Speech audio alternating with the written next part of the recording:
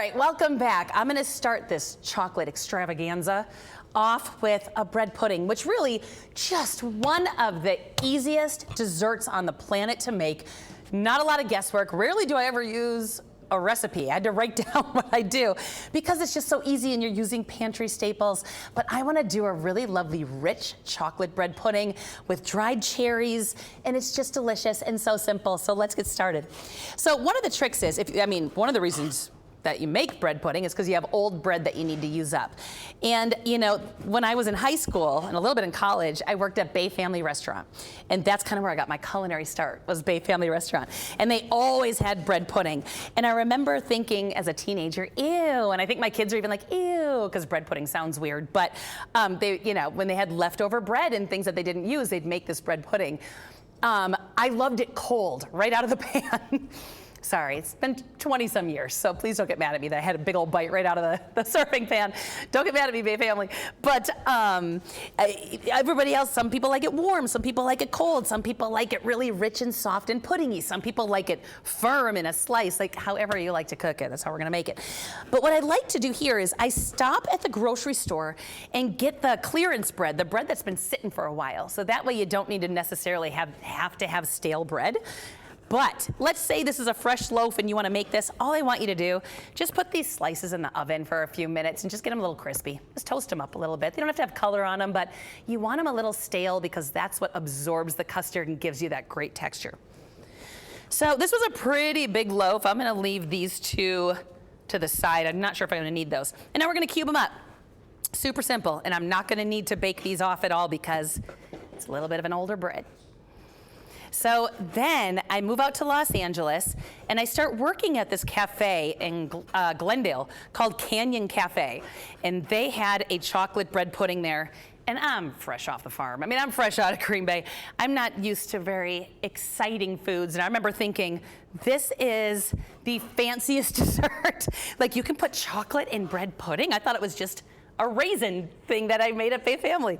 And I remember asking the chef at the time, how do you get this so rich? And he said, you have to use chocolate milk.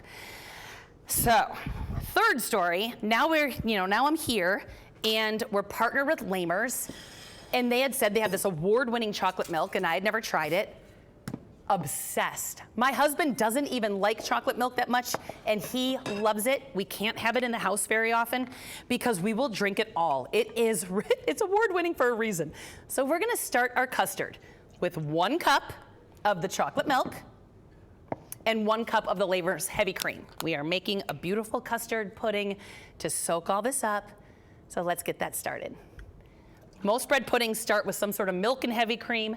The chocolate milk is going to help take this over the edge. You know what I'm saying? So now, we're going to go ahead and get the rest of this in here. We need some sugar in here. When I say some, I mean a lot. It is what it is. We are not calling today our healthy day. This is not our healthy, this is the indulgent day. I'm also going to do some cocoa powder for a little more chocolate, because why wouldn't you? And a good pinch of salt, because we love that salt and sweet thing going on. It's like our favorite thing. We're gonna get 4 eggs in here. So crack on a flat surface, thumbs in, thumbs up. That's what I tell my kids when we're cooking together, we're baking. My 2 boys and Abby's 2 boys are here. And for them to be quiet right now with chocolate milk, and we got some fun desserts over here on the side you're gonna see later. I'm impressed. I'm impressed, boys. You're doing a great job. All right, so now you wanna give this a good whisk. Pop those eggs, make this custard. Now, you wanna know one of the best parts about bread pudding? You make it ahead of time. I'm gonna pop this in the oven now, but you wanna make this the night before. I can't recommend that enough. Just throw it in your fridge because all that custard gets soaked up even more. So you're gonna end up, if you make it beforehand, you're gonna end up with a little more of a denser bread pudding because it's all gonna really soak and get packed in. You serve it right now, right away, and you're gonna end up with a little bit of a puffier, lighter bread pudding. All right, so now we're gonna get a little vanilla in there too. Do a little vanilla flavor in there, and then we're good to go. So grab a baking dish, whatever baking dish you like. This can make a large amount, so feel free to double this if you want to and throw it in a huge baking dish. I got kind of like a 9 by 13 here. Let's give that a good spray. Bread pudding is also very forgiving. One of the reasons I love making them, because I joke all the time that I'm too blonde to be a pastry chef. I just don't like measuring things. It's annoying. So like, if it seems like you need more cream, you can just pour some in. Feels like you need more bread, just put some more in. It's hard to mess up a bread pudding because it's not like the exact science of baking. So it's one of the reasons I love it, because it's kind of a cheat, kind of an easy way out, but still as delicious as a fancy dessert.